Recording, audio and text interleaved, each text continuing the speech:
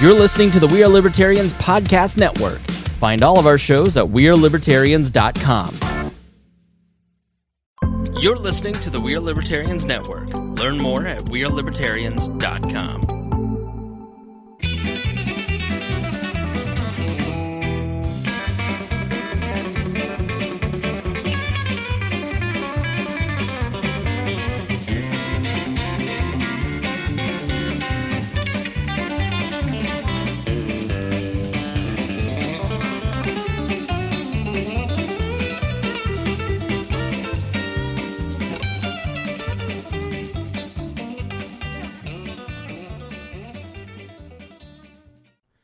Welcome to the Boss Hog of Liberty podcast on the We Are Libertarians Network. I'm your host, Jeremiah Morrell, and as always, I'm joined by our co-host, Dakota Davis. Hey, how's it going, Jeremiah?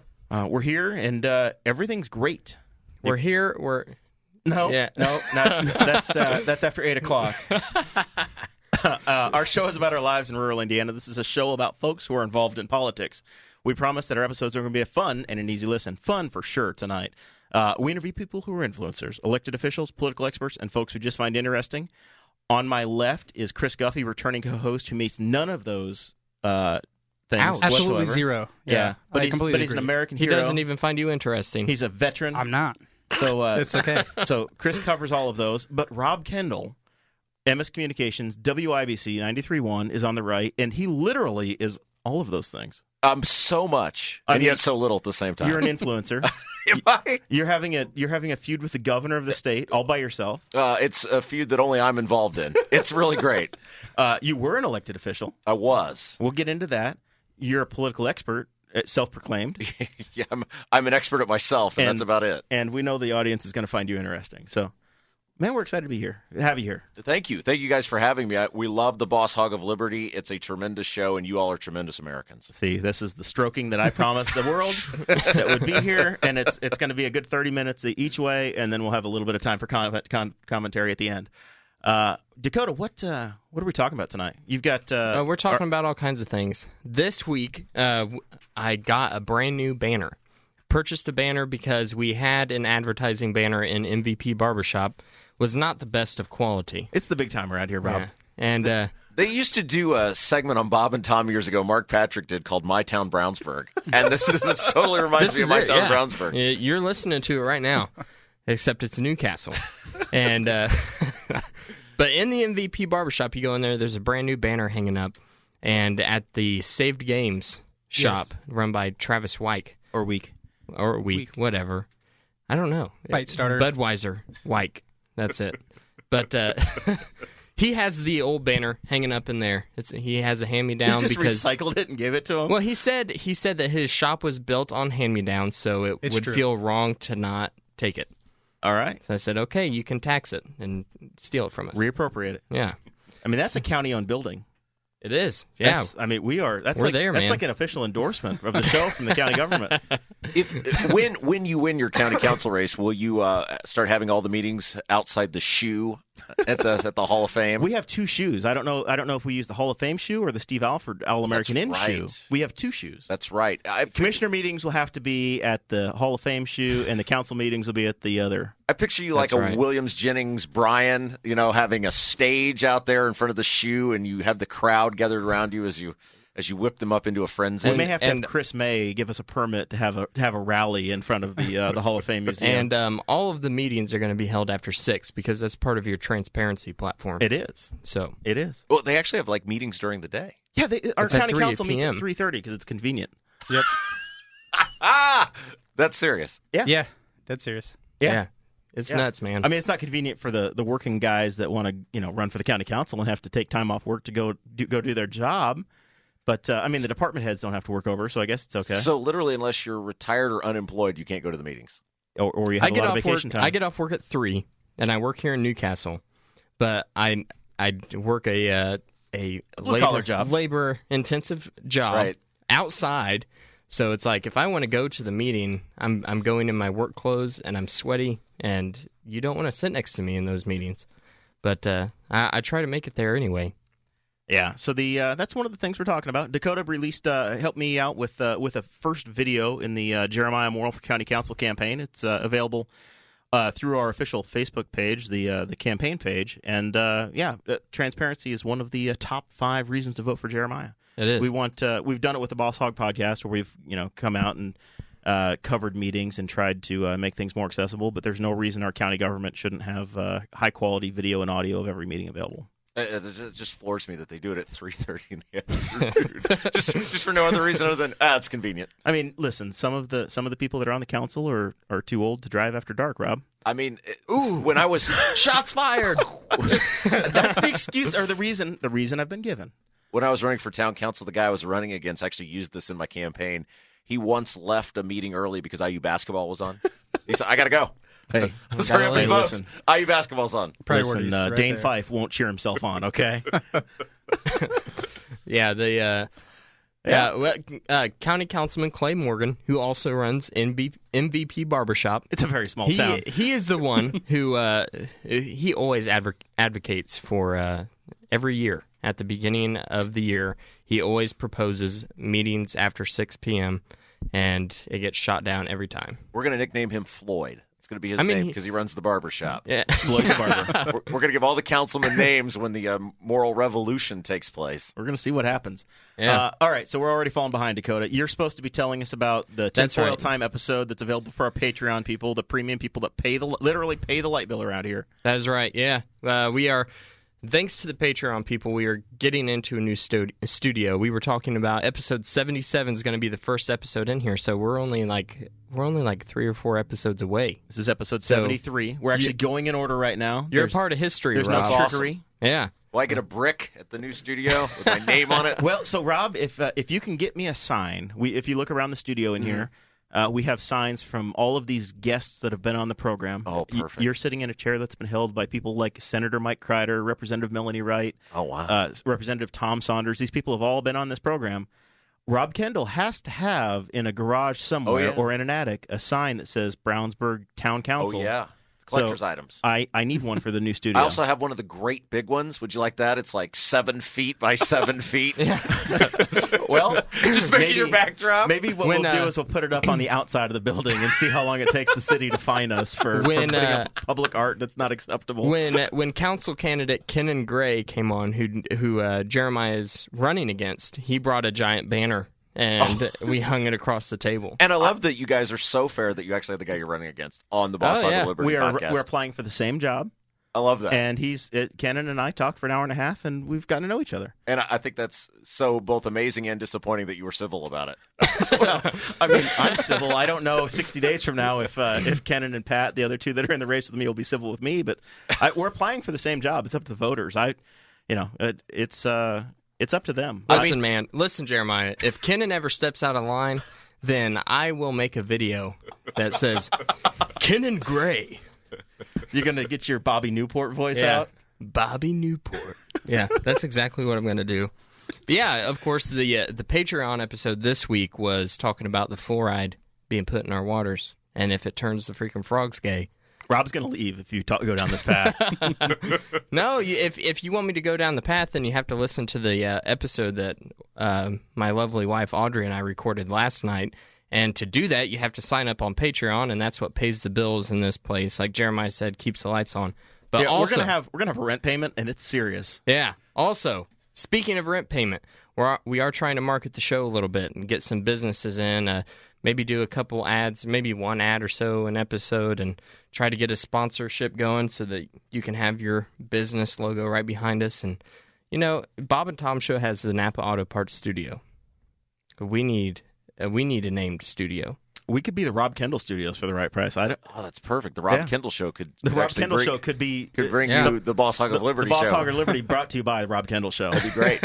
I've got that giant fat head still in my room of myself. You just put that up. That'd be fine. It only costs $22,000 a year. Wow, what a deal. For Rob, I'll do it for 20. Okay. Yeah. I'll agree to that. Yeah. It'd be fun. This is really cool, though, that you have all the signs of all the, Yeah. The signs that are in the studio are either campaigns that I volunteered on or worked on, or people that have been on the show. Yeah. So it's we tried during the election time to we drove ourselves crazy having all these candidates on because you had the same you probably have this on your show too. You have the same conversation with people over and over and over again. Yeah. but it's important. But except I'm one of the few broadcasters in terrestrial radio that has guys like you on my program. Correct. Absolutely. And I appreciate that very much. I was on your show a week ago Saturday. We were talking about the Lowit. Yes, absolutely. And there's a podcast of that up on WIBC.com. Absolutely. And it's in the Boss Hog feed. If people, I'm sure they've already listened. Over, heck, I think 400 people have already listened to it in our feed alone. That's awesome. I don't know who these people are, but we know who some of them are. But we, for the listeners that have listened to everything, we have a survey going on right now, and you can find that on the Boss Hog of Liberty page. I'll also paste a link of that in the episode description whenever I post it, and. That survey gives us demographics, information about you. It's all anonymous, but it gives us very vital information. We promise. Yeah. It gives us very vital information that a lot of potential advertisers want. So that is very important to us. And also, you get to tell us what you like about the show and what you don't like about the show, so that way we can kind of change and keep evolving to where we get better. It's been like our own little express vehicle for hate mail this week. Yeah, and also... If you so Rob, you've called Jeremiah for a long time Lion Jer. Right? Lion Jer. Yeah. Somebody said it's gonna show up in a campaign ad. Thanks. Somebody said in the dislikes, Jeremiah Morrell stretches the truth. Greg Phipps taught me. I do the Sulphur Springs Mug Bog every year with Greg Phipps, who's the city water guy, and I've served on the Forage Association for 20 years. Greg taught me a long time ago, you never let the truth get in the way of a good story. That's life advice I've kept forever. I had to bring that up for this episode. It was too fantastic not to. And because it's anonymous, we have no idea. Also, someone gave a really vulgar and weird like about the show, and it was... I'm not even going to say it out loud. It was like Dakota and Jeremiah fantasies that these people have. Yeah. Which yeah. Strange. Whatever. I'm sorry. Strangest. I'm really sorry Chase took the survey. That's all I'm going to say. Yeah. All right. So let's actually introduce Rob. Rob's sitting here with us, and you are your day job now. You're wearing your WIBC 93.1 shirt, your polo shirt, and it's the radio station of my childhood. Yeah, it is the station of record in the city of Indianapolis. Yeah, I grew up listening. I lived on Messick Road, and I lived in the middle of nowhere here in Henry County, but we could get 1070. So I grew up listening to Terry Stacy and Steve Simpson and Dave Wilson and Big Joe Stasniak and those guys. And at least half of them are still in the building, right? There's been some turnover over time, but I mean, you are working at the blowtorch. Yeah, when you're a kid, right? So there were two stations growing up that I listened to. You always listen to Bob and Tom with your parents going to work. If it was my dad, right. My mom would not let me listen to Bob and Tom, so I always tried to. No, she was probably a big John Price fan. Probably had a lot of Jimmy Buffett tapes and the now famous Bill Cosby chocolate cake tape. And but my dad, it was cool because you got to listen to Bob and Tom if he would take you to school. And then in the afternoon, it was always names like Mike Pence, Rush Limbaugh, Dave the King Wilson, Big John Gillis and the Chopper. Yeah. WIBC was the place to be. I mean, it was like the guy in the Harry Chapin WOLD song. I mean, it's just what it was like. That was the place to be. And it was this magical place where all these cool things happened, and everybody who was anybody in radio wanted to be on WIBC. So your role over there now, you've been a little over a year at WIBC, somewhere in there? They brought me in part-time as a fill-in host in December of 16 and then hired me full-time in June of 17. Yeah, nice. And you've been like the super sub, where if Hammer and Nigel are out, it's the Rob Kendall Show, and so during the week you are. I don't know how you decide to set your alarm or when you decide you're showing up at work, but you're in there. You're in there constantly on the air, man. And then you're producing the Chicks on the Right, the mid-morning show. Yeah, so I produce for Chicks on the Right from 9 to 11 each day. They let me host the Speed Round, which is about a 15-minute segment where we pick a bunch of topics that are fun and we talk about those. And I'm pretty much the permanent fill-in guy. So I need somebody to die or retire, and then I might be the next guy up. Somebody needs to make a major mistake. Twitter is a job ender for everything but the president. Well, and the most likely one to do that is Tony Katz.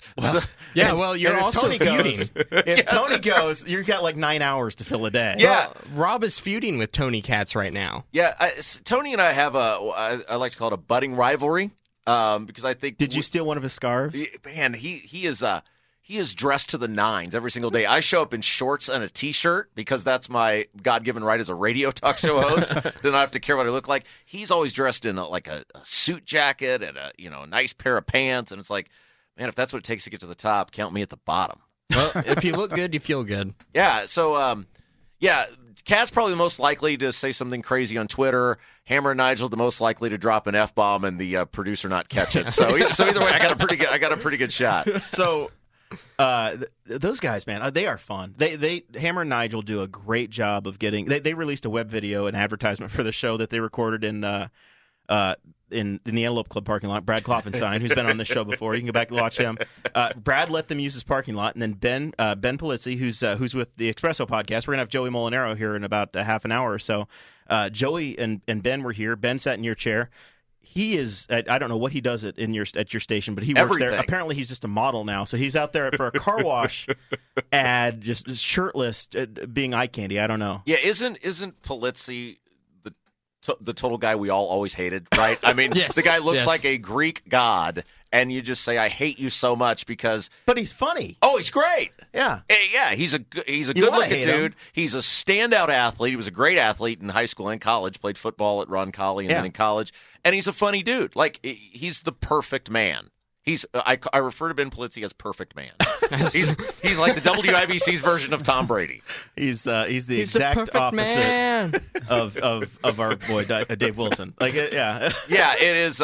He got the good straw in life, and he should feel very blessed for that. And he also has like a place like I think it's Mass Ave. He's got a killer place there. Yeah, I watch it. He's got a rooftop or something. I watch on Snapchat all the time, and he's just creep shotting people. That's his evenings appear to be. He gets on Snapchat and just creep shots people. His whole job is he literally just makes fun videos. Yeah, and then he runs the board occasionally. good work if you can get it. He is the man. So before you got to WIBC, you've had this path, and we want to explore this a little bit because Dakota and I are living this. We are hobbyists. We say we volunteer our time here as long as the Patreon people help pay the bills. We don't want to reach into our own pocket to provide this service of the Boss Hog of Liberty podcast. But We have a lot. but we have, but we tell our wives that it pays for itself. Yeah. So how do you got your start doing radio at a very small station over in Plainfield In or Brownsburg. Yeah. It was literally like a WKRP. It was WKLU. I was 18 years old when I got my internship. The station was owned by two brothers. You couldn't make this stuff up. The Quinn brothers. One of them was legally blind, and they called him the radio pirate. Oh. And this station, great guys. I mean, they're just awesome guys. But it's the only sort of station that an 18-year-old could just show up one day and be like, hey, I'd like to help. What do you do? Whatever you need. So I was like taking out the trash. I was literally cutting their grass. I was driving the legally blind guy to Radio Shack once a day to get parts for the station. And it was in an abandoned pet store. The radio station was in an abandoned pet store. Hopefully they sweeped up all the gerbil poo. Well, the greatest part about it was when you went down into the basement, it all still smelled like cat pee. Oh, that's amazing. Lovely. It was, it's the sort of stuff that countless people have gotten their starts at places like this. And now that I'm, 16 years on from that, it's like, man, I miss that. That was really fun. I'd really like to go back to be 18 and have to go through that again because it was a great experience. Yeah. Yeah, I think there's this certain nostalgia that comes with doing your first job, right? And you hate it whenever you're doing it and you're a teenager, but then once you get past that stage and you hit adulthood and all your money is not going to just whatever you want to do on the weekends, then you're like, God, I could have had so much more fun if I'd known. It's Take me fascinating back. because I begged for 6 months to get in there. And I think back on that, and that's what I'm most fond of, is that they kept telling me no, and I kept showing back up. And I finally just told them one day, I'm like, I'm going to start showing up every single day. I am going to work for free for you. Give me something to do, something. And finally they said yes, and it's weird. Like, I remember Martin Luther King Day 2002 was my first day there. I remember putting gas in my car to go. I remember being there. I remember learning. And I remember this one guy in sales. He always referred to himself in the third person. And so the first day they were like, go with this guy. His name was Charlie, but he always referred to himself as the cheese. And so he kept talking about what the cheese would do. And finally I just looked at him, and I'm like, who's the cheese? He's like, I'm the cheese. He was setting you up the entire time, just I know. waiting. The whole thing, the cheese thinks this, the cheese thinks that. It was like Jimmy from the Seinfeld episode. Yeah, exactly. That's great. Jimmy Jumps high. Oh, God. So you, when I first met you, you were doing some stuff with the We Are Libertarians network. At some point, you've met our boy Chris Spangle, and you were co-hosting or doing some work over there, which is our syndicator. And then at the first time I actually met you, I think I was Rex Bell's campaign manager, and we stopped by, and you were at the at 98.9 WYRZ over in Brownsburg. Yeah. So it just kind of evolved over time. And So I really detoured. I took a very disastrous and stupid 4-year break for elected office, which I've tried to talk you out of repeatedly because it's absolutely the worst sentence you can give to a man. The Public death service. penalty or public service. I would choose the death penalty knowing what I know now. But I did that, and then So that was full time? You were doing that, or you just got off the radio? I just got off radio. Okay. But I did do the Rob Kendall Show on the We Are Libertarians network with Spangle, which he was really nice and ran that show, and we did that for about a year and a half. And radio was always my love, though. And so when my time on town council was up, I told everybody I was going to serve one term. Nobody believed me. Time came. I said I'm not running again. And a lot of people wanted me to run for state senate. Old Lion Pete Miller was representing District 24 in the Senate at the time, and we definitely didn't care for him. And so I thought about doing that, and ultimately decided that I want to go back to radio. And radio is where my heart has been. It's where my love is, and it's awesome to be back. So you basically ground. You put the hours in and got noticed and got on the radar, and at some point that you just kind of get the break and the opportunity. Yeah. You got to keep grinding. And there was a local radio station that had opened in Brownsburg out of the community radio. One thing Obama did that was great was he really did get the idea of community radio, and they opened up a whole bunch of local frequencies, low power frequencies to serve communities. And Brownsburg got one of those, and so I went back to those guys and said, hey, I'd like to do a local talk show, kind of what you guys are doing on a daily basis. We're interviewing people that are making news in the community and doing things that are worthwhile. And there's really not a lot of shows like this or like yours out there. That's why this is so good. That what are you guys doing do. Political talk where you were getting guests, you were getting statewide elected officials to a town. How many people are in Brownsburg? 20, 30,000 people? Yeah, about 30,000 probably now. And it's the same kind of a thing where we look around and we're like, we're a tiny little podcast, but at the same time, there's nobody else doing what you're doing. We're the only political talk east of Indianapolis. Yeah, well, what you guys are doing is what radio was built on. It's the idea of how it all started, right? People in communities sharing information, and you guys do that so well. I mean, it really is fun to listen to, even though I don't live in this community. It's fun to listen to because that's what radio is supposed to be all about. And these guys moved these signals, and they figured out, hey, we can move this here and make it worth a lot more money. Right. And see, what's been weird is that only 65 to 70% of our listeners are actually in Indiana. Yeah. And then of that percentage that's in Indiana, only 50 to 60% are in Henry County. Yeah. So even though we're locally focused, we're everywhere. We had a listener from Finland that took the time to do our survey today. That's the weirdest thing to me. That's great. Yeah, that's what radio is all about, and that's why this is so good. Yeah, we have a Patreon. One of our largest Patreon donors, Craig DaCosta. He lives in Hawaii. So Wow. It's just it's everywhere, and it's so. I don't know. That's one of the things that keeps me going the most is knowing that even though we are hyperly local, there is an impact to be had in other states and even other countries. Yeah. Because local governments are always screwing up. One of the things that I used to Well, do until I get elected. Right. That's right. Yeah. You'll fix it all. That's right. And you won't have any headaches with it, and you won't get burnt out, and it'll be great. I used to listen to Coast every night when I was a kid, speaking of WIBC. And Rest in peace, Art Bell. yeah, Art Bell was awesome, and George Norrie and those guys. And you used to hear people that would call, west of the Rockies, and it was like you could picture that person. Radio's the last great theater of the mind, right? Well, you used to listen. I mean, Greg Garrison was on forever, Yeah. and he had Phil Incipio. The guy would call in every single day. You just have regulars, and you get to know them. I have, it's an incredible medium, and now in the podcasting world, we all micro broadcast, right? Mm-hmm. It's very difficult to have the staying power of a Bob and Tom where the entire city listens, because people get in their car and they'll stream iHeart or they'll stream Pandora, or they've got their playlist, and everybody's had CDs, but to actually have one big network that everybody's listening to it's very difficult.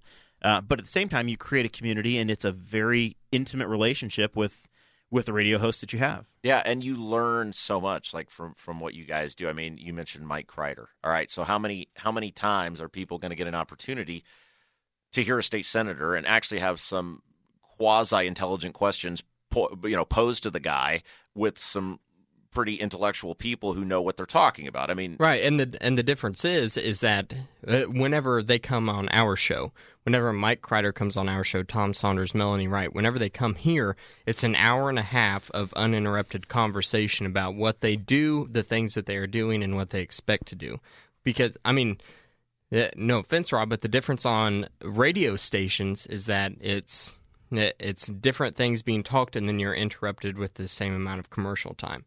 Here, it's just me and you, and we're talking for an hour and a half straight. And there's so little of that out there. And, one of the things I think you guys are married now, so you get it, that, as you get married and you start a family and things like that, and I've found this in my life with my wife, Haley, you start to appreciate things that have led you to where you are, right? Things 100%. Yeah. They just the things that didn't mean a lot to you. You look back on those things and go, "Wow, that's part of the community. That's part of being where it is." And it took me, in my case, getting married to my wonderful wife Haley, to realize those sort of things, right? That time is not forever. Life is finite. It's not infinite. And these little things in the community that you love is what makes the world go around. And there's that maturity level too, where you don't know that you love them until all of a sudden, like one day it hits you, and you're like, "Wow, I really actually enjoy this community." Because if you're raised somewhere and you go to high school in these little cities and towns, and you just think, "My God, I can't wait to get out of here." Everybody in small town Indiana has that feeling, and then you grow up. Some people do move away, and I don't know why I stayed. I just did, right? I got a job and I stayed, and now I'm married, and I realize I have it really, really good here. There's so many things here that you can't get in other places. I've been a lot of other places. I've lived other places. I've visited other places. I love this community. Small town Indiana, living in Henry County, I can be in downtown Indianapolis in 45 minutes, and I've got access to a major metropolitan area, and I can fly anywhere I want to out of the Indianapolis airport in no time. But man, the cost of living is great. The community is nice, and you can know the barber, you can know the manager of the grocery store. There's so much going for Midwestern rural Indiana. Yeah, you're invested in where you live, and not to say that people in Indianapolis aren't invested in where they live, but they don't probably know their council members, right? I mean, they don't know the mayor, in your case. They don't all know you by name and have an opinion on you. Right. And, and it's one of the things that, my wife helped me realize is sometimes you can get a little too invested in it, right? I mean, that became my whole existence for a while. Yeah. Because you love the place. You love it so much. And, you guys grew up here, and like I grew up in Brownsburg, you can get so invested in something, and you want it to work so well that it encompasses you. Yeah, you realize that you're one of the people that actually exist in the place that you live, that love it and want to see it be better. Yeah, you're right. So that very easily can consume you to where you're making it a point to go to all the meetings. Yep. You want everybody to know what's going on at the meetings. You want to talk to all the elected officials about the things that they did wrong. And then you're like, I need to take a step back because this podcast, it is a hobby. This doesn't pay my bills. And that's one of the major reasons why I didn't run for state senate is I realized this thing consumed me for 4 years, and I loved every second of it, and I was really good at it. But do you really want to spend 4 more years with something consuming you that 50 years from now, I don't know if it really matters, I mean, well, the seat that you're running in, Jeremiah, how long was it? Dick Bauslag was elected in 1978, and he's retiring now, so it's an open seat. So he started in the Carter administration. He was elected when Carter was president. He our biggest. This came up at the last council meeting, and it's he's got the institutional knowledge, but he was elected before we built the jail the last time, and now it's old and outdated. And that's our biggest problem in this race. The biggest thing the council's got to solve was how we're going to pay for a new jail. And he was on the council the first when we built the last one. And that's such a hard thing, right? Because you love people that want to serve, but man, that's a long time, right? I mean, the world changes and the people change, and Man, I was sick of it after 4 years. I was ready to go home and take a nap. I can't imagine for 40. 40 is a long. That's a long time. It's a long 10 time. terms, man. Yeah. I can pledge right now that the voters won't keep me for 40 years. So Robbie, you mentioned that you told him you're going to show up every day unpaid. So to get our slot on WIBC, do I have to keep sending Abdul our MP3 files week after week? You'll need to send Abdul fabulous cigars. It's hard to get in now. It's really, really hard to get in. And I see these guys that there's some really good people that send all these resumes and they send, just tapes and everything else. And there's just not a lot of jobs in radio anymore. Well, I mean, I'm already signed up to the man's email list. Well, what else do I have to do? I think if Abdul doesn't even have a show, Dakota. yeah, I think if you're counting on Abdul, other than counting on him to be at Nikki Blaine's at 4 every day, you're probably barking up the wrong tree. You know what? Chris Spangle takes care of me pretty well, so That's right. I might stay there for now. Generous and thorough. So another community, it's a business, but a community service thing you do, something you provide to the community that, by the way, makes you a little bit of money, is Audio Sports Online. Yeah. And you broadcast local high school football games. Yeah, online. Everything. Yeah, we do basically web TV and web radio for high schools across the country. You can sit on your smartphone or computer and listen to it or watch it just like you would on television. You just attend thousands of high school football games and broadcast them all. I do not anymore. I occasionally have to do some football games now. Now, 10 years ago or 12 years ago when we started this, yes, I would put in the 200 games a year. I have taken priority to marriage now, which has limited my... I'm noticing a lot of similarities between you and I. of totally getting consumed by a project, right? And like letting it just consume all of your time, energy, and money. Well, that's what my personality, right? It goes from one thing to the next. And so we broadcast high schools all over the country. High school football starts tomorrow night, which is awesome. There's nothing like the first night of high school football, man. The Noblesville Fighting Millers, the Fighting Moths, will be at Lucas Oil Stadium tomorrow night. The Fighting Moths. That's right. And we'll actually be broadcasting. I won't be, but I'll have somebody there doing the HSE Lawrence Central game, which is game number 2. There you go. So we'll be out there. Sports is much better than politics because nobody threatens to kill you during your service. You can just announce the game and you're not so much getting threatened. Your life getting threatened anyway. You have a stalker who loves you. Yeah, I do. What is this about? So I have I have a gay stalker. It's great. His name is Mr. Green on Twitter. What we do on the Chicks on the Right is we have a lot of fun, and so we like to read fan mail and hate mail. We do like hate mail better than fan mail. We play the Forrest Gump feather theme if it's fan mail behind it. Read it in full on the air, and we play the Young and the Restless theme if it's hate mail. And yes. So I understand the Chicks on the Right getting hate mail, but you are getting your own. Oh, yes. Because I'm very people hate my appreciation for Donald Trump. You forgot your red hat tonight. I cannot believe you didn't bring it. Appreciation. Yeah, my appreciation for God and for Trump.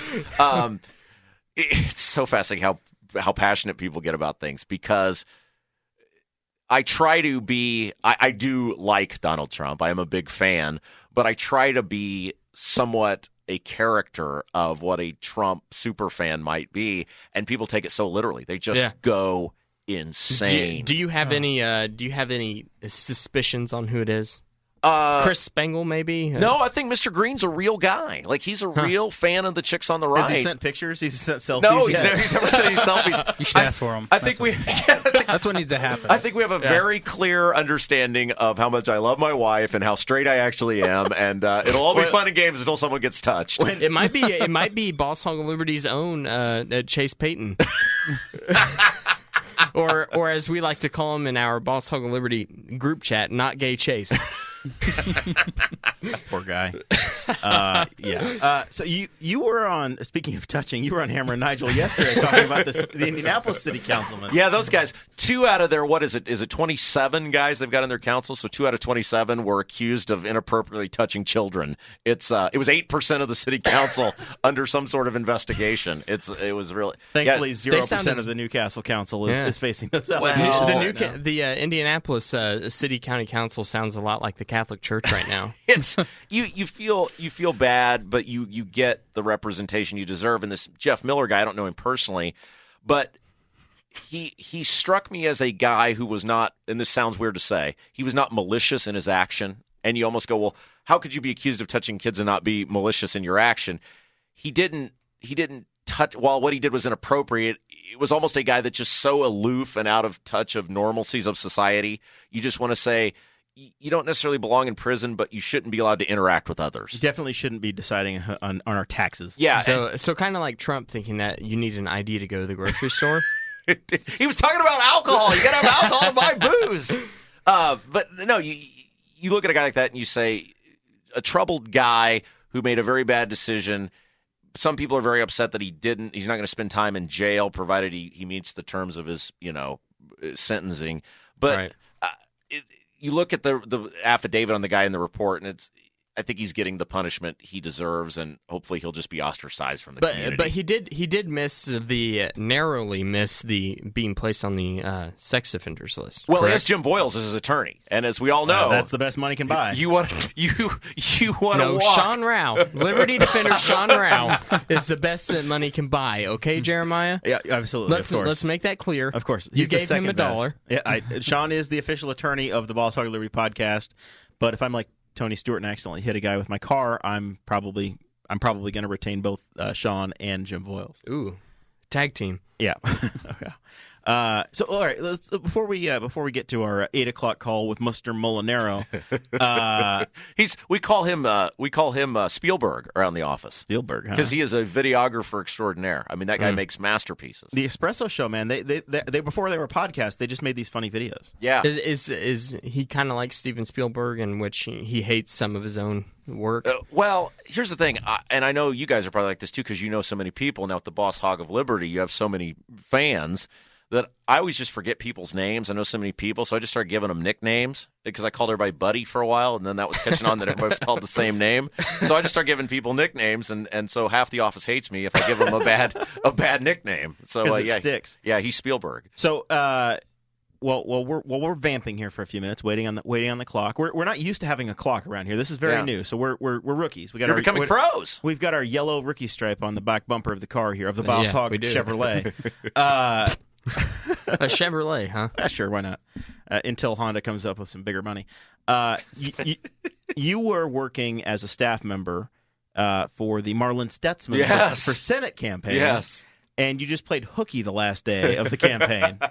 I because you went got an AWOL. offer you couldn't refuse. Yeah, so Marlon was. By the way, can we just say this? How lucky is the governor? He goes from being third in a three-way Senate race to being the lieutenant governor to being the governor. That man should have bought a Powerball ticket. He did it in like 60 days. Yeah, it's the most incredible thing ever. But yeah, I worked for Marlon Stutzman, and those guys were super nice to me. They let me keep doing my radio show. That was part of my deal. I said I'm not going to lose my radio show. Yeah, I can't work for you for 4 months and then have a real job at the end of this, right? Yeah, because I said, I told them when they hired me, I said, no offense, I'm not going to bank everything on this guy winning a Senate race, which was a good move in hindsight. Although I do truly think he would have been a fine senator. I think he would have won had Holcomb stayed in the race, because I think the Young and Holcomb were pulling votes from each other, and so. However, ironically, I think Evan Bayh would have beat Marlon Stutzman, because I think Todd Young ran a phenomenal campaign. Todd Young, because he was the Marine. Yeah, he was in the Marines. He was at the tip of the spear behind a computer. Was he? I don't know if you guys know that. I didn't know that. Guffey, were you a Marine? No. I no. I was in the Army, National Guard. You yeah. didn't eat any of the crayons that Craig Armstrong brought us. Nope. Didn't eat crowns, but not a jarhead. I am not some of the toughest people in the Navy. Because if you look at Marines' little pay stub, it says Department of the Navy. I know I'm going to get a lot of flack, but it's true. Yeah, It really does? Does it really? Yeah, It sure oh, does. yeah. Oh, I didn't know that. Yeah, I didn't know that at part all. of the Department of the Navy. I asked Todd one time if he loved the song In the Navy, and he didn't answer that question. But it's kind of weird how Stutzman probably would have won that primary, but probably would have lost to Evan Bayh. So it's weird how it all kind of works out. But yes, the day before the primary ended, I got asked to interview President Trump. Well, candidate Trump. Yeah, that's true. Yes. Yeah. Yes.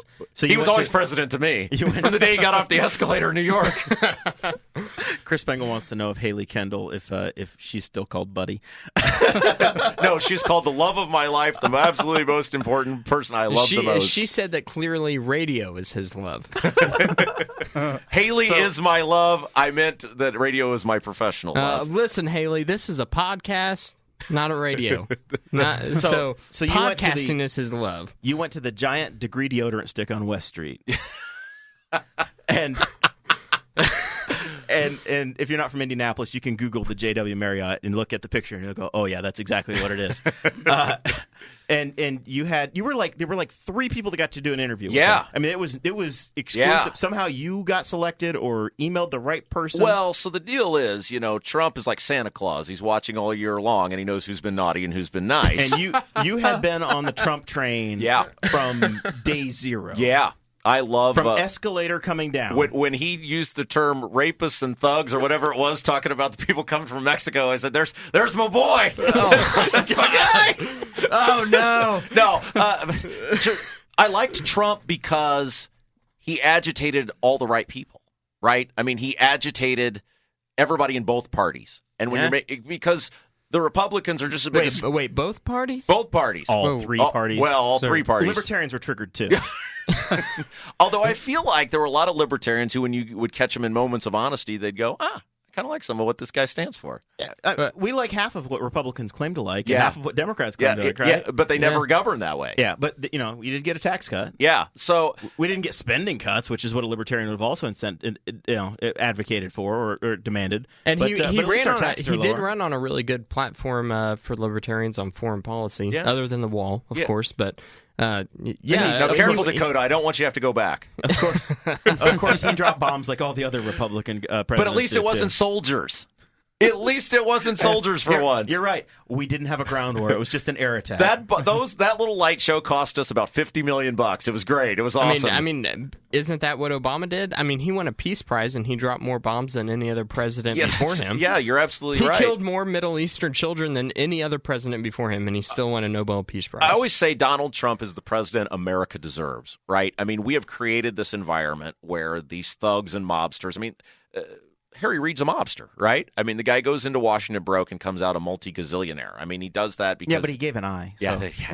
Yeah, he gave all. Some gave all, and Harry Reid gave none. Eye. But these people roll over for the politicians because they say, oh, he looks good in a suit. Oh, he talks nice. Oh, he pretends to care about me. They don't care about you. They don't care about you at all. They care about themselves and enriching themselves. That's why their trading laws are different. That's why things they can do are different. That's why they exempted themselves from Obamacare.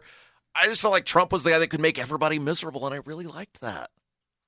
So at the time you got to go, it was basically down to Ted Cruz, the senator, old Lion Ted. Puts the Bible up, tells the truth, puts the Bible down, lies. Call him Lion Ted. And the basketball ring incident, and which I was in the room for that. I was going to say you were there. I was there. Jesse Riddle and I were in Knightstown. We walked from his house over to the Hoosier Gym and watched it happen. Did you boo when he did that? I was the biggest thing of me for the night was that our boy Clay, Floyd the Barber, and Chad Malacote, friends of the show, they gave the invocation and the entrance. They were the local Republicans that introduced him. Didn't Clay do the prayer? Yeah, Clay did the prayer, and Chad was the MC.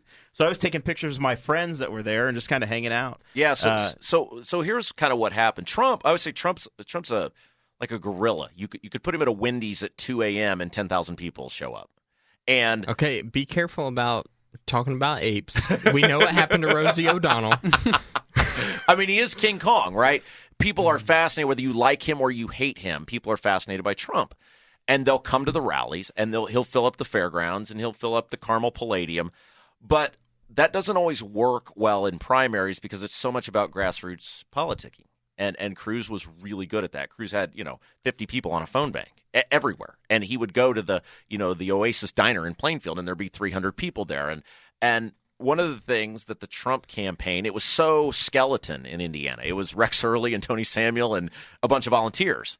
And by the way, their volunteer campaign, incredible. It was like 30 people who would go, okay, I'm going to I don't even know if it's in business anymore, but the Shoney's in Kendallville. I don't even know if there is a Shoney's in Kendallville. I'm gonna be there from 1 to 3. By 1:30, all the signs are gone. Gave away 300 signs. I mean, it was totally organic, grassroots stuff. They would just come get it. Yeah, people would just show up because they'd see it on the Facebook page and go get it, and they'd give them out.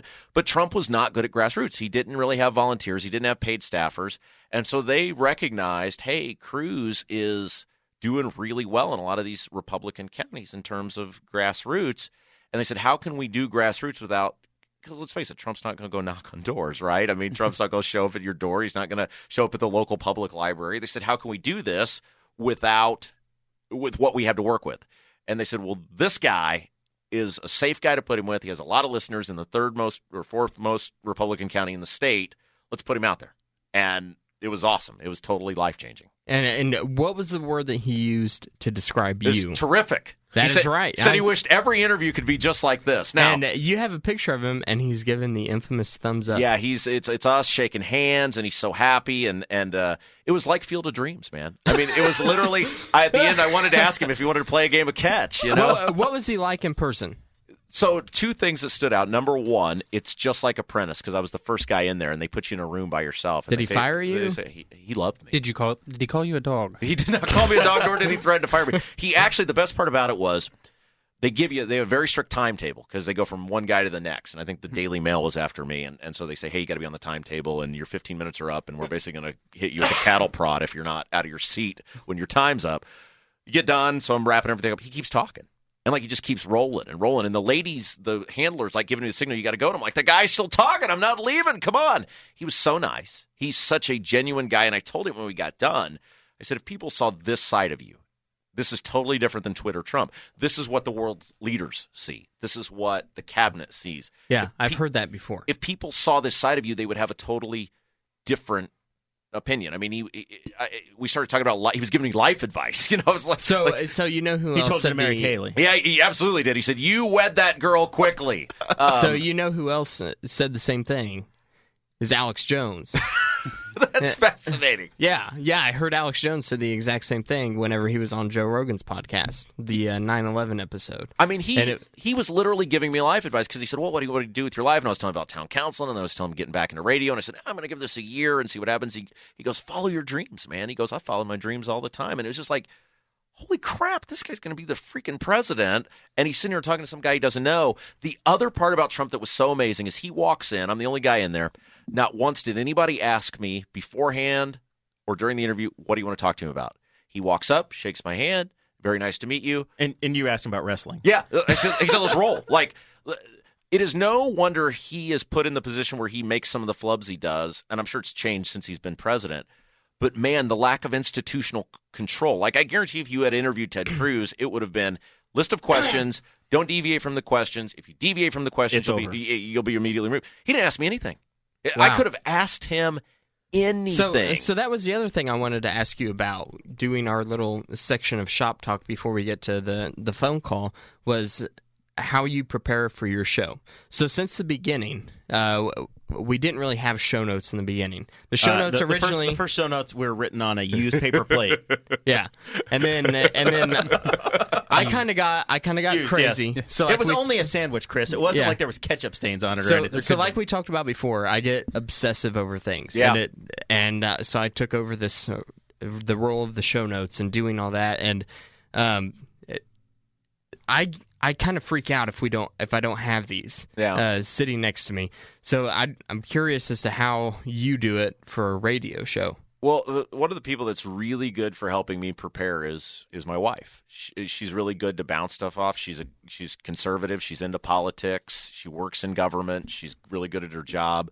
So she's really good to bounce things off of. Like if I'm going to interview somebody, especially, what do you think about this? And we'll sit around and talk politics a lot of times. And she's really great to bounce ideas off of because, one, it's a female perspective, right? Because guys think different than girls. Oh, my wife is the same way. Like, she's watching now. She watches the entire thing live and then gives me feedback at the end of every episode. Like, this needs to change. You need to do this with the audio. Yeah. Things like that. And we change it that way. It's really interesting because I'm a clown, right? I mean, I'm a character. I've created a character, and she's the polar opposite of me. Everybody likes Haley and everybody thinks highly of her, and she's very reserved. And so she offers a lot of really good advice in terms of, hey, maybe you should ask him about this, or maybe you should talk about that. I don't like to prepare. I like to feel it. My bosses don't like that. I'm the same way. I read the show notes once. It was fine. Dakota's that's why I like Dakota's to do all the detail. I like to do the outline. I like to do a lot of research and learn about the things we're going to talk about. That way I'm really good whenever it comes in. Yeah. Because if I can't do freeform stuff. We are We have reached the appointed time. We'll see if this works live on the air. We don't have we use Skype. We don't have the we don't have brilliant software and people on hold, but it's ringing. I hope Joey doesn't answer, and it's his phone number, and we have to unplug immediately, and so we don't dox him. Oh. Hello. There he is. Hey, there's the man of the hour, Joey happening? Molinaro. Is this the right number? Did we call the right one? This is the right number. Okay, good. This is so we have on I'm the hearing a line. little echo. Uh-oh. Well, It's not there anymore. all right, good. Thank God. 'Cause gonna be honest, Joey, we don't have a lot of technology to fix it. He's frantically turning knobs, That's Joey. right. I'm looking at knobs. You are. This is the Bob and Tom show. It's the it's the Rob Kendall, Jeremiah Morrell, Chris Galt, Chris Guffey, and Dakota Davis experience. Boss Hog of Liberty. Chris Galt is next week. Chris Galt's next week. Yes. And we have Joey Molinaro of the Espresso Podcast. Joey, you just released episode 31 this week. Yeah, the Reggie Miller shot. It was a fun one. You guys, at the beginning of that episode, you said it's the 31 is the only guy you could think of as Reggie Miller. And I'm going, no, that's Al Unser Jr., man. He won his second Indy 500 in the Marlboro Team Penske car, 94. But you give me no love. Yeah, we're just thinking guys who need statues in Indy, and we went with Reggie on that one. So Al didn't quite make the cut. I know he's got that museum though that looks pretty impressive as well. So you got a point. Yeah, We that's can all go right. with the Al Unser shot. Yeah. It's the baby Al, little Al. So you have as we read your bio, of course you go to WIBC and they have a very thorough website. And there's even a bio for Joey Molinaro on there that talks about your school. And we just do a lot of research on our guests, and it says you went to Roncalli High School. Is that correct? I did. Class of 2012. Class of 2012. God, Oh man. 2012. Yeah. Hey, So Jeremiah, you were Okay. you were like 35 back then. Yeah, I'm class of 2001. I'm the world's oldest millennial, Joey. All right. Don't feel bad, Joey. I'm the class of 2014. Yeah. Yeah, I remember Dakota, and you got a house already. That's like the coolest house ever, and I got some apartment I can't freaking walk in, so I can't. Hey, I can't listen, complain. Joey, move to Newcastle, and we can share the same lifestyle. I promise. That's what you guys are saying. You know, me and my fiance, we're gonna have to do some serious talking, and may make it out there with the Boss Hog crew. So You got to get RC she's to move out sitting here. right here next to me. So She'll have some fun in Newcastle. She's got a friend out here already. yeah, exactly. We know Exactly. some people. She'll be all right. So we're just minding our own business, and I don't know. Monday morning, all of a sudden, Facebook goes to hell.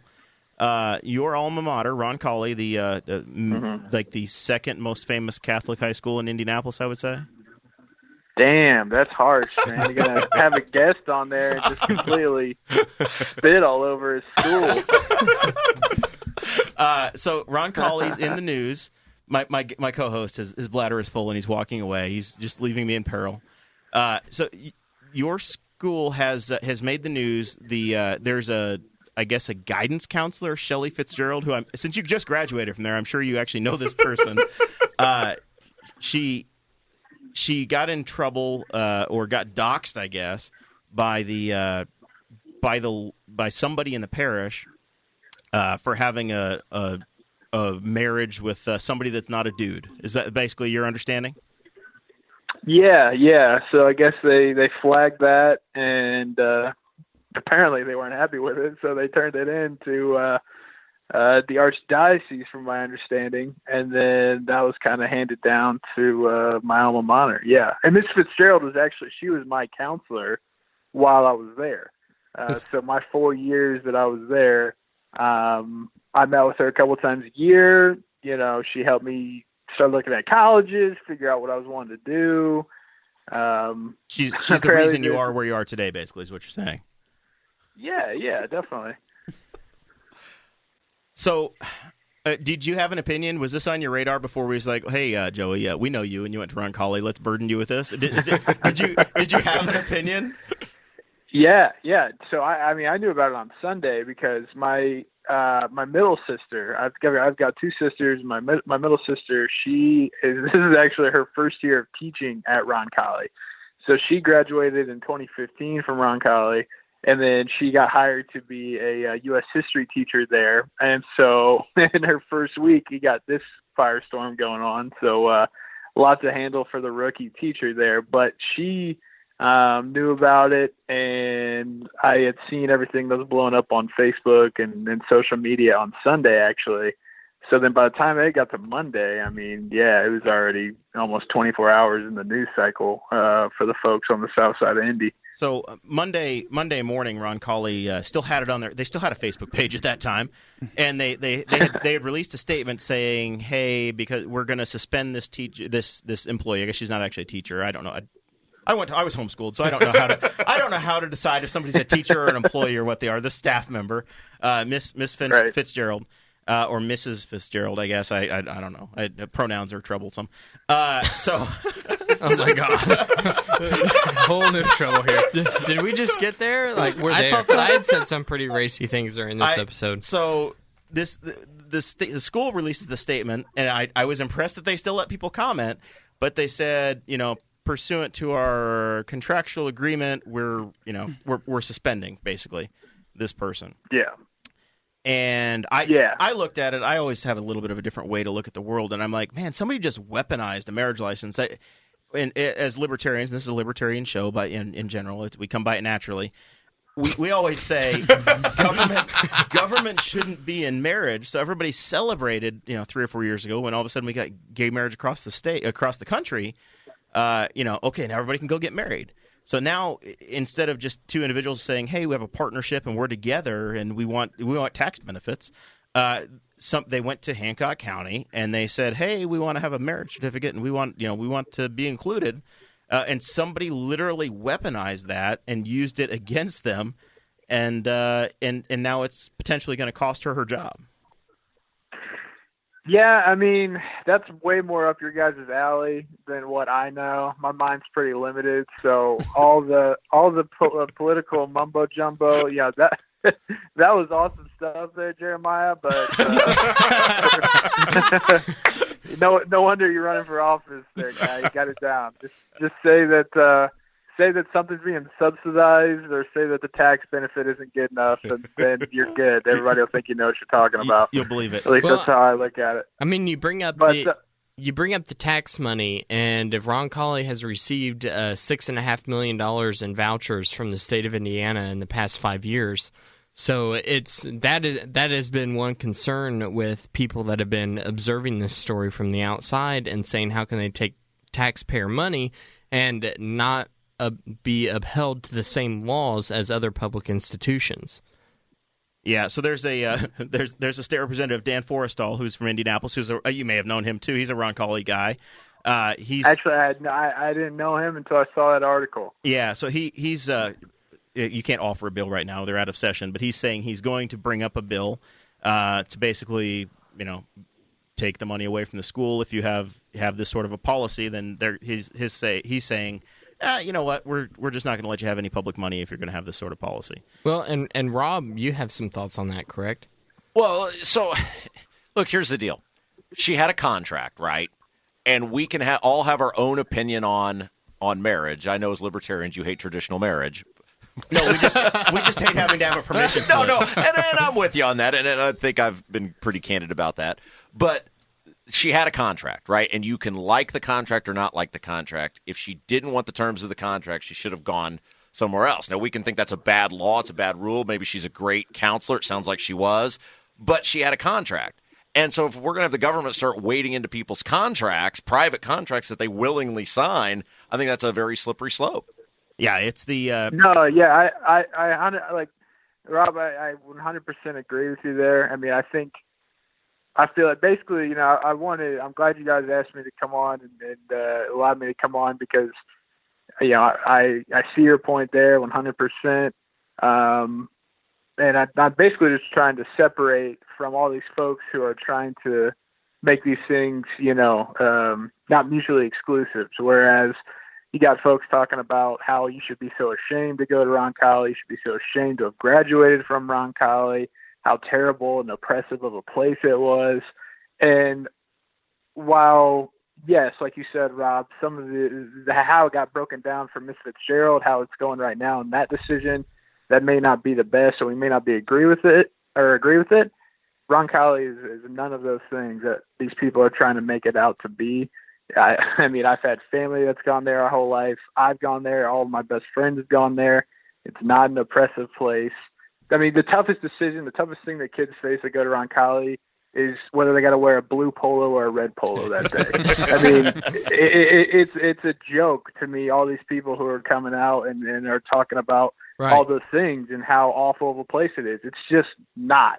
And I wish people could look at it in, two hands instead of just having all in one pile of, okay, yeah, they're in a bad spot with Miss Fitzgerald and having her be in the position that she's in now.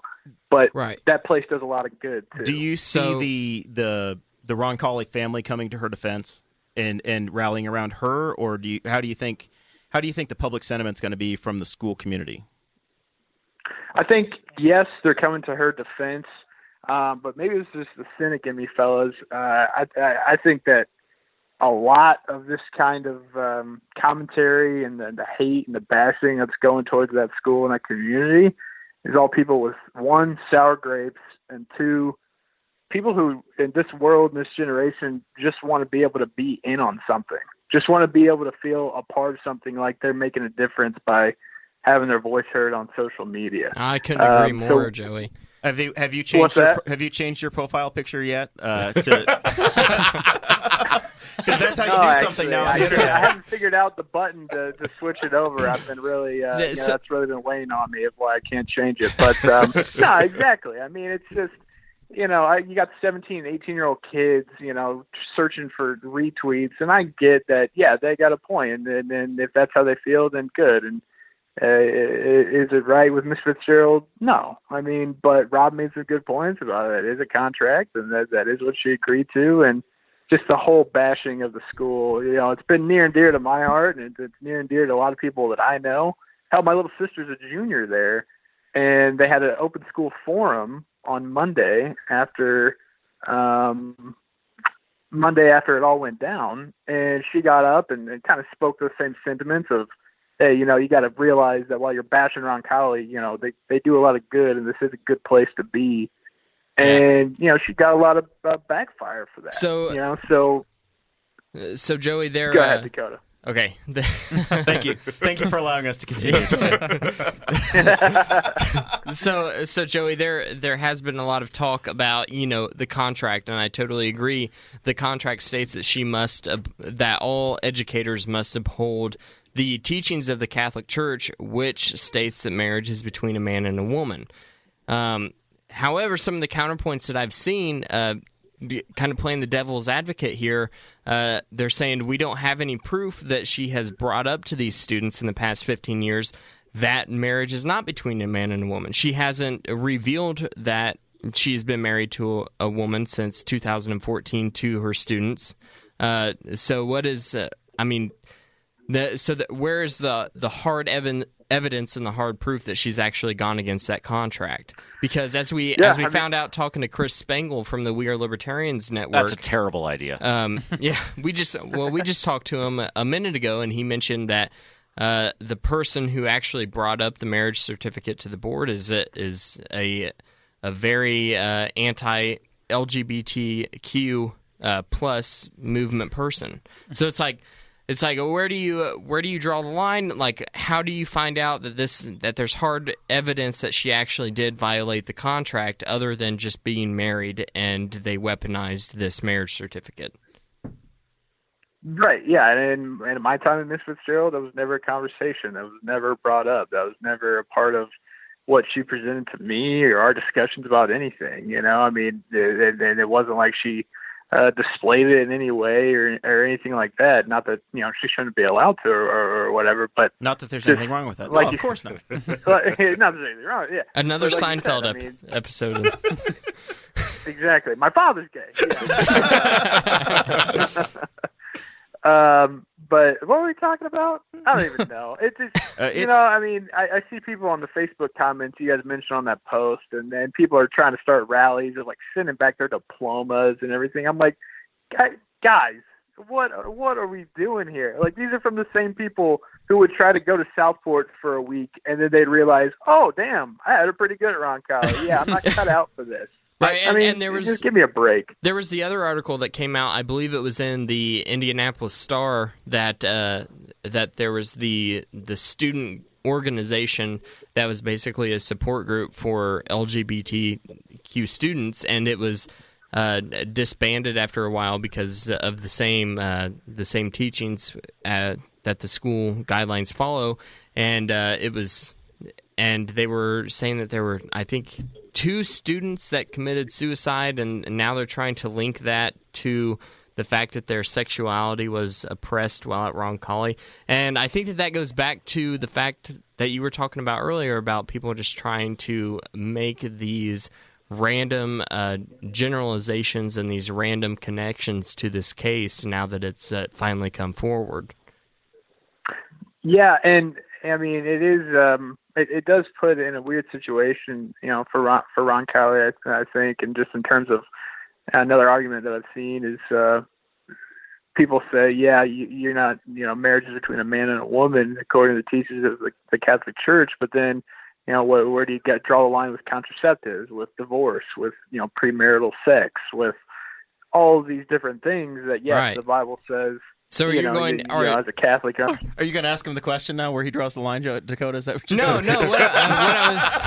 What I was going to do is is the school board going to start going through, and any teenage girl there that her parents have allowed her to have a birth control prescription, are they going to kick her out of the school? Those are the things that you have to think about. Like that's part of the deal, right? That goes against the teachings of the Catholic Church. Yeah. I mean, that's all part of it. If you want an answer for that, then dial up, Joe Hollowell or Chuck Weisenbach, because I'm the wrong guy. I'm just here to back my school and have a convo with you guys. But it is. I mean, and honestly, Dakota, it's kind of weird to think about how something like this hasn't come up. Like, this is the first time that Roncalli has gotten into a situation like this, right? With how everything has become in the ever-growing, political world and social justice world that we live in, how this is the first instance of any of this showing up. It's just so that'll be interesting to see, what kind of crack does this, become. So I don't know. It's going to be. I think it's starting to. Actually, I don't even know. I don't even think it's dying down. I got to talk to my sister who teaches there. She's right across from the guidance counselor office, so her classroom has to be a load of fun for sure. It's yeah. It's sad that the teachers are worse off, the students are worse off, and the school is worse off than it was a week ago because somebody weaponized a government document. It's just sad. Joey, thank you very much for joining us. If you have anything to promote, episode 32, what's going on in Shot 32 on the Espresso podcast? We're working on a guest right now, hopefully trying to lock down Krishan Hogan from the Indianapolis Colts and former Marion Knight. He's been doing real well, and he's a local guy, so want to talk with him. We got our Espresso tailgate coming up on September 1st. So that's going to be, we got a location, we're trying to lock that down, but it's going to be kicking off the football season, college football season with Espresso, and be a big party with that. But yeah, that's what we got going on, and I appreciate you guys having me on. Roncalli is a good place. All right, remind all of our listeners where we can find the Espresso podcast. Espresso, you can get that on the Apple iTunes podcast, your podcast on your iPhone or their iTunes for sure. Stitcher as well, Omni if you want to stream it that way. Joey Molinaro on all social medias, and then at Benedict Polizzi and at Espresso Fam on Instagram is where you can find us, fellas. When are you doing your next shirtless video? I'm the wrong guy for that too. I'm just the one. I'm basically Ben's pimp at this point. Everybody's like, "You think Ben will do that shirtless?" I'm like, "I mean, yeah, so it's funny." So, all right, man. We but actually, it. in all seriousness, he did just film one today with Tony Katz. So there'll be another one coming out probably later this week. Wonderful. I can't wait until the All right. Rob Kendall promo where he does it with him too. Yeah, for you the, get Rob for the like Sunday that. Rob show. All right, man. All right, fellas. I always listen. I don't understand the cultural references because I've turned into an old guy, but and I don't understand the rapping. But it's a good time. I understand the sports. Hey, I appreciate it. Thanks, Boss Hog. See you, Later, Joey. guys. Well, there we go. Dakota tried to get him to just crush his school. That was brutal. Well, Yeah, man. he makes a good point because, like, my wife went to Ritter, and these schools do a phenomenal job educating kids. That's why parents, in many cases, will mortgage their futures to send their kids there, whether it's Roncalli or Cathedral or Ritter or whatever. I mean, my wife's parents put 4 kids through private school. I mean, it was very taxing, but they do a phenomenal job instilling values in the kids. All those kids they raise are good kids. They're productive members of society. And I think that's what Joey's trying to say. Look, they've got a policy. Whether you agree with the policy or you don't throw the baby out with the bathwater. These schools do a ton of good. They help a lot of underprivileged kids who otherwise couldn't afford that are in awful schooling situations. So keep that in perspective. Right, and I would never say that there's something wrong with Roncalli. It's just the fact that okay, so a few years ago, a book came out by the author A.J. Jacobs, and it was called The Year of Living Biblically. There's now a TV show on ABC about it. And basically what A.J. Jacobs did was follow every single rule in the Bible to the letter because his family, he comes from Jewish lineage. So he did that. No wearing clothes of mixed fiber. It had to be all natural cotton. Couldn't touch his wife if she was menstruating. So couldn't even sleep in the same bed as her. So he followed all these same rules, and it gets me really bad whenever people bring up all these laws in the Bible, and because like drinking, there's all these fundamentalist Christians that say that they disagree with drinking or smoking. Was Svedka in the Bible? Or is that still good? Right. So there's that old It's old got to be line from the original recipe. Yeah. There's that old line that says, "Don't smoke, drink, or chew, or hang out with those that do." Right, and that we've all heard that if we're in small town Indiana, and that crawls all over my skin. So whenever things like this come out, there's serious coming out of you, objection. Dakota. Yeah, I have a tattoo that is Leviticus 13:28, and it is the tattoo that says, "Do not tattoo marks on your body." We got drunk can't one night, stand and I that. told Dakota, "You should get that tattoo." And then 2 weeks later, he's got that tattoo. Yeah. Well, it's because I'm a Christian myself. I subscribe to all the beliefs of the Bible, and there's a lot of things going along with the modern Christian church and the modern Catholic church that I don't agree with. So whenever things like this come up, I think it's very important for people to speak out about it. The church is going to have to weather a storm, and that's unfortunately this is there are so many layers to this onion of public dollars, private dollars, social contracts, government being involved in marriage. There's an awful lot going on here to unpack. There's not a right answer. The church, obviously, churches should be able to have whatever policies they want to have. And if you have a Christian school or a private school or a Catholic school, then obviously morality clauses and the things they put in, that's their right to do that. The problem they have and what Representative Forrestal put forward is probably the right deal, and what's going to catch them is that when you have public money involved, if you have a federal contract for a road work, the next thing that happens is the contractor has to agree that I'm going to have non-discriminatory policies for employment. When you take federal dollars or state dollars for a school, then that logically that's the next step.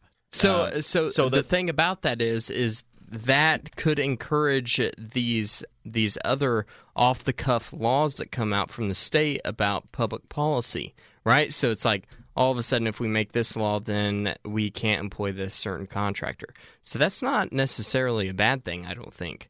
But you mentioned that on your Facebook page, I believe it was. It's like the off the cuff laws. Well, they create these crises, they create these policies, and then it's a crisis that must be put out, but we created the crisis, but we're the only people that can solve the crisis. It never ends. Right, and you brought up, you are a huge fan of Governor Holcomb's metal detector policy. I love it. I schools, think it was a great idea. I think it's just going to solve all the problems. Yeah, it is. Like, it doesn't matter who's going to be in there with the metal detectors, right? Look, I was critical of it from the beginning, but I had a superintendent text me one time, and we were going back and forth on it, and they initially weren't going to take it and ultimately decided to, and the superintendent just said, he goes, I told him, I said, you're putting yourself on the line here now, because now you've taken the bribe money, and Right. if something happens on you. And he said, well, what choice do I have? He says, if something happens and I don't, then why didn't you take the metal detectors? That superintendent recognized this is a waste of money. That superintendent recognized it wasn't going to solve his problem, but he has to take it, because if he doesn't, then it's, why didn't you take it? You didn't do everything possible. So Yeah, you made a decision not to do it. Yeah. Yep. All right, so it's advice time with Rob. Yeah, okay, great. If I am elected by the wonderful people of Henry County, and I get to take the oath of office on a family Bible, I suppose, I want to know how to be the greatest tax cutter in the history of Henry County, as you were for the town of Brownsburg. So I get asked this all the time, and I feel like it's like if David Blaine were revealing the secret, once the secret's out, it's not hard. My father-in-law has a saying, and he says, for many things, it's a math equation, right? And local government is not the federal government. It's a math equation. It's revenue in versus revenue spent. And so when I got elected, I campaigned on it. I said, we're going to cut taxes. Everybody said, you can't do it. It's never been done. You can't do it. You can't cut it on a municipal level. I said, bull crap. Sure you can. It's not hard. I barely got out of high school. I was a good college student, but I'm not a rocket scientist. It is not hard. It's revenue in versus expenses out. And you generate revenue in a couple different ways. Number one, you hold your spending in check, which is very important. You don't even have to cut spending. You just have to hold it in check. Two, the money. Well, yeah, if you live in a place like Hendricks County where it's growing. but Brownsburg wasn't when I got elected. It wasn't growing, and now it is. It was the third fastest growing community in the state. The budget for Henry County is what, $14 million? Yep. And yeah. So is that a general fund budget, or is that overall? That's general fund. That overall. does include some others, but So I mean, by comparison, Brownsburg's general fund budget this year, I don't keep track of it as much anymore, but probably somewhere about $10.5–11 million, probably. So I mean, it's somewhere. Yeah. So he said, look, the dollars we spend are going to be dollars that generate assessed value in the community. So completing the Ronald Reagan from Avon to Brownsburg, that was my baby. The expansion of 267, that was my thing. So you have to, the dollars you do spend, the new dollars you do, it's okay to invest money, but you got to make sure, it's investment that's going to bring assessed value. Because as that assessed value rises, as long as your expenses don't keep up with that assessed value, it's a math equation. You're going to grow your way out. You absolutely are. And look, I am a huge proponent of this. It was a huge reason why Pete Miller's not employed anymore. Tax increment finance is not bad if you use it responsibly. So many people hate Carmel and they hate downtown Indianapolis and their tax increment finance districts. TIFs. As long as you are putting that money towards infrastructure, whether it's water and sewer, whether it's roads, sidewalks, things that will grow assessed value, which is the intent of TIF, it's not a bad thing. Which we talked about last week with the real estate agent, John Kindred, using money for actual infrastructure projects, things that make the community look better. Yeah, and it's not giving money away to private developers. Like, that's not a good use of TIF. What is a good use of TIF, though, is expanding roads. It is putting water and sewer lines, which are the future of communities, down. It is creating infrastructure for businesses as a collective to come who will pay taxes, and infrastructure, and this is key, that everyone will use. People do use roads. People do use sidewalks, so you get the benefit of both worlds. Is there any future in the political world for Rob Kendall? No, You're going to be running for governor? No. Senate? You're going to be trying to kick out old Sleeping Joe? No, because Ray Zielinski's going to beat him this fall. Yeah. Mike Braun. The auto parts king. Politico just ran that article with the headline "Sleeping Joe Donnelly." The Trumpisms are starting to catch on. You never say never that years down the road maybe, but I'm very happy with what I'm doing. I have a very wonderful wife. I'm hopefully starting a family soon, and again, this is something I hope you keep in mind when you win. And one thing, because nobody told me, right? I mean, I was 27. I was running around thinking I knew everything. I'd won a big election, and everybody, hey, this is going to be great. Don't let it consume you. You know, you have a wonderful wife. Make sure that you make time for her, because if I'd have had my wife then that I do now, and somebody that can walk me off that ledge, I'd have been a better counselor, because it consumes you, and the petty grudges consume you, and it comes about not only doing it because it's right for the community, but beating that other councilman because you don't like him. It swallows your life, man. It swallows your life, and it is not worth it. Did you have public enemies on the town council? Oh, I had so many. I was called a rapist. I was called a Hitler. I got hate mail. From the councilman? No. From town people. From the town town people. with the pitchforks in the street. Real quick from the live chat, Rob. Ron Raman. He wants. I met Ron today. He wants to know if skate parks are good use of TIF money. No, because they don't grow assessed value. TIF. You don't think so? No. We have a state-of-the-art.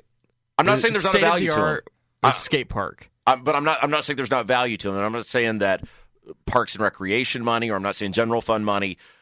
TIF has gotten the bad name it has because people have used it for things that don't grow assessed value. The TIFs are supposed to pay for themselves. They are. And so, a good example is in Brownsburg, they wanted a splash pad. And over and over again, I said, we're not using TIF money for splash pad. We forced them to use food and beverage, which is another total scam that exists. But we have it.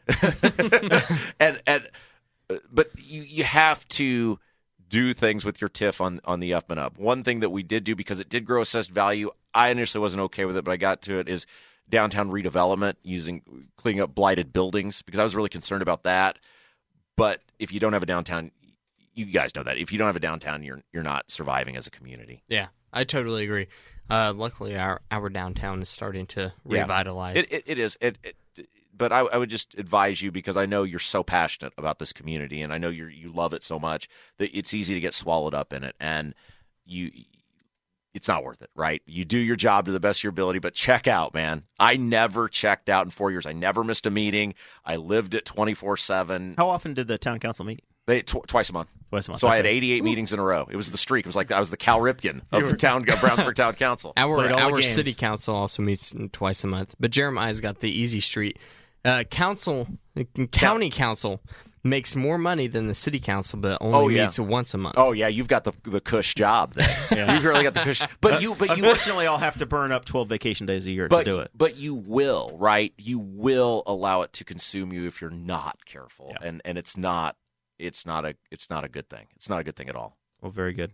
Well, we've got just a couple months left. We'll see how the race goes. I will be knocking on doors for Boss Hog of Liberty. It's very exciting. I've already decided I'm going to put on a shirt and go knock on some doors, and we're going to have some fun. We're going to sway the voters. I'll keep making more videos. Yeah, that's perfect. You have a great team. Ken and Greg. Guys, I can't thank you enough for inviting me. I also want to, I know she's still watching at home, thank my wife. She's really phenomenal about allowing me to go do my stuff, right? And she let you out of the house to drive to rural Henry County today. Yeah, you had a heck of a time getting here today, man. Yeah, it was trouble finding it, but she is wonderful. She's really phenomenal, and I really appreciate things like this when she puts her interests aside to allow me to come out and do these things, because I'm learning. I'm still getting better at it. When you spend 31 years on your own, marriage is a partnership, and sometimes you got to think of the needs of others, and she's phenomenal. I'm 5 weeks in. I'm still learning. I learned today that when you get married, your water bill doubles. Oh, yes.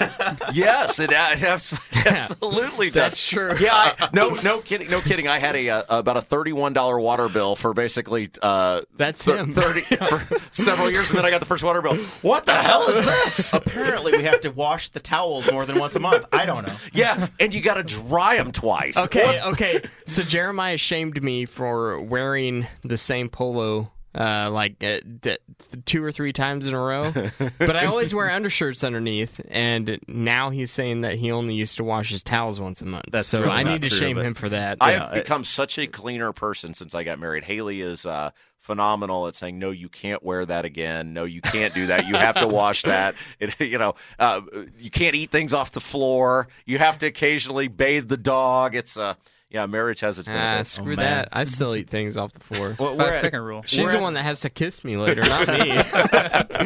we're at the final thoughts portion of the show. It's where we promote things. So I guess you probably had to promote your dog Bruce's Instagram or something. Oh, yeah. Bruce has a Facebook page, Bruce Kendall. My other dog, I actually have another dog who's wonderful. She came as a joint package with my beautiful wife, a miniature Schnauzer, Poppy, who has an Instagram account. Apparently, Schnauzers on Instagram are a really big deal. I don't know if you were aware of this. I did not. Schnauzers of Instagram. It's like a community. They do all It sure those, is. Yeah, they do all those sorts of things. One of my best friends has it.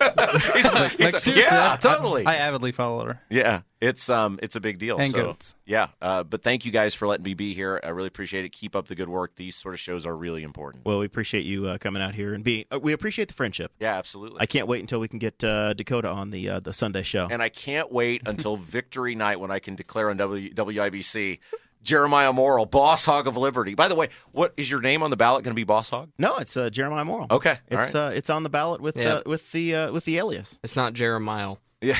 It could have been Jeremiah, because you can do whatever you want as long as your name is on there, right? Yeah, so you can have the middle name. Yeah. When we ran for governor with Rex, our running mate was Carl Tagenhorst, and he had Carl K-Tat Tagenhorst, which I don't know how the campaign manager allowed that, but there it was.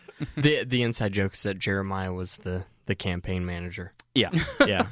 In case after 73 episodes you don't know that yet. Yep. Chris Guffey, Yes. welcome to the show. Hello. Yes. I just sit over here quietly. Admire our guest. The secret is poor Chris has got headphones that don't work, so he No, sat they through actually the entire. work. Are they working? Yeah, they actually worked. I heard him. It's a miracle. So you did get to hear Joey. I did. We promised that you wouldn't be able to hear him. I was very disappointed because I was like, oh, sweet. Now I can just look at my phone while everybody else is just talking. But No, I had to at least listen. you never asked any questions. No, because I don't want to interrupt you guys. You're a co-host. It doesn't matter. I don't care. I'm not interrupting. I'm just going to be like, yeah. Go ahead. All right. You got any stories for us? Anything cool? Anything you want us to do? Anything to plug? This is your platform. You've had all week to prepare. Have I? Not really. No. Chase's grandmother had surgery, and we're like, hey, Chris, you want to co-host? And he actually told me, he's like, oh, yeah, unless she dies. Unless she dies, you won't have to do it. Next thing I know, it's like, hey, you're in. Oh. They changed the date of the surgery, so yeah. No, the biggest thing I have to say is Dakota mentioned suicide, and like that's a big topic with me because I've had 5 guys I've deployed with that have committed suicide. So just make sure if you're not feeling good mental health wise, just get yourself. It's not bad to ask for help. So just do that. Reach out to your friends. Make sure they understand that you're there for them, no matter what. So Very good. Wasn't expecting the sorry, I took it the room serious. to go all serious, but absolutely, you're completely right. Donnie Morrell did the same thing in his final thoughts as well, as a first responder and talking about some resources that are there. So you're exactly right. Thank you. How do we follow you? Do you want friends on Facebook anymore? Yeah, I don't care. Look at him. Show off that new tattoo. Yeah, I've actually had this one for about a year. Show it to the camera. Is that a Post Malone? No, sorry. No, this is not. Kyle Wardlow was working at Lucky Rabbit, now is at Black Anvil up there in Fort Wayne. I have 3 tattoos from Kyle. Yeah, seriously, amazingly talented artist. Absolutely. Yeah, I don't know. He's It's tattoo great. talk, Rob. I don't know. Yeah. I'm not. And then it's I over actually I got a new Harry Potter one about 3 months ago or something like that. I got saw that done that one by earlier. That was those are really clean lines. Who did that? Zach Lohorn here locally. Yeah, Underdogs. Zach Lohorn did my Leviticus in 1928. Yeah, so see, tattoo. look, like it's weird. We have the same tattoo artist. It is really weird. Yeah. Did you go to him during his text special? Who? Zach. No, I didn't know this. Yeah, he had a $30. Oh, man, you could have got a discount on a tattoo. He had $30 Coupons. text tattoos. Oh my gosh. Yeah, that's No, why. Is it That's why I $30 decided a letter, a character? No, $30 for the whole tattoo. Oh, Yeah. that would have been nice. Incredibly cheap Yeah, because it Zach would've been was a seriously nice. first year apprentice at that time. He still is. Well, he's an apprentice still. Did Did he upgrade? Yeah, he's upgraded now. It's like They're buying letting him do actual illustrations and things. It's like buying the discount bin stuff at Walmart. No, I got the cheap tattoo. Yeah, I'm not sure things you should skimp on would include your attorney, your doctor, and your tattoo Well, artist. I know Zach from high school, and Zach is an incredible artist, and I've seen a lot of the work that he's done, so I trusted him. But also, at the tattoo shop that he's doing his apprenticeship at is the tattoo shop that is owned by Chad Rao, who did the face tattoos for Post Malone. Dakota's the ultimate I got a guy. Yeah. No matter what it is, Dakota, I got a guy. Going for it. Everybody's got a guy. Yeah, everybody's got. Yeah, I recognize Kyle's style, so I had to bring it up because I didn't want to just ask you straight out. No, you're fine. I actually I followed him on Instagram, and this was a picture that he had on there, and I was like, "Hey, man, what you say we tattoo that on me?" He's like, "Deal, right. let's go. All right, let's do it. Let's meet up." Yeah, I'm there. He did my wrist. He did my entire side from armpit to waist, and he did my calf as well. Yeah. I mean, I know tons of people. A couple of other of my friends went there. And yeah, he has a very distinct style, and he's very, very good. Yeah, 4 hours, same chair, no pain. No crying. Oh, no pain. Whenever I got my rib piece done by him, I about passed out. But, Really? Yeah. See, I want that. Because he got up into, like, really close to my armpit, and it felt like someone was taking a dagger and just jabbing it right into my armpit over and over and over again. See, I want that. I want that pain. Okay. Huh. Dakota. I like the pain. Kyle, Zach. Dakota, do you want to use your 5 minutes for tattoo talk as well? I guess. I don't know. We're already past an hour and a half. Sorry, Rob. That's okay. Some of us... I'll come live with you guys once I get kicked out of the house. Some of us can't get up and go to the bathroom, so we're just over here swimming. Yeah, Kirsten Kronk mentioned mission22.com, which is 22 veterans a day, yes, take their own lives. That's one active duty member. Yeah, and my uncle took his own life before I even got the chance to meet him. So suicide's a very big issue for me as well. And if anyone out there is having trouble, seek out help, please. Message me. I'm sure I'll be tagged in this. Yeah. I don't care if I don't know you. I mean, I'm sure we have some mutual friends eventually, somewhere down the line. But just message me. I'll help you, talk you off the ledge, do something. Yeah. I'll drive. I don't care. Absolutely. Very Same good. here, man. So my final thoughts, of course, are thank you to the Patreon subscribers. Thank you to everyone who donates every month to help us pay for this. You guys are the sole reason that we are getting the studio. That is a really, really big deal because now I don't have to have people coming into my house every week. And I can finally take all the sound tiles down and get this house sold and get moved out to Spiceland. I just can't tell you guys how much I appreciate that. Just how excited you are to get out of Aaron Dickens' city. Yeah, I mean, God, Mark Koger is my councilman. He's turned it into a hellscape. It's like Fallout 76 out here. No, Newcastle is a great city to be in. Appreciate everyone once again. Appreciate Clay Morgan at MVP Barbershop for letting us hang up the banner. Oh gosh dang it, I had an actual article planned for this, but I don't remember. I remember. Audrey and I are going to see Dan Cummins, who runs the Time Suck podcast in Chicago this weekend. Really looking forward to that. I know that a few of Time Suck listeners have found us from that podcast because they listen to the Secret Suck as well as I do.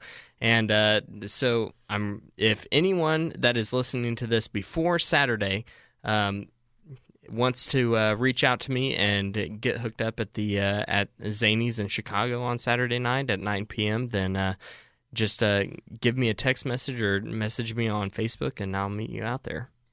Very cool. Thank you to Joey Molinaro for calling in, and it was fun having a call-in segment.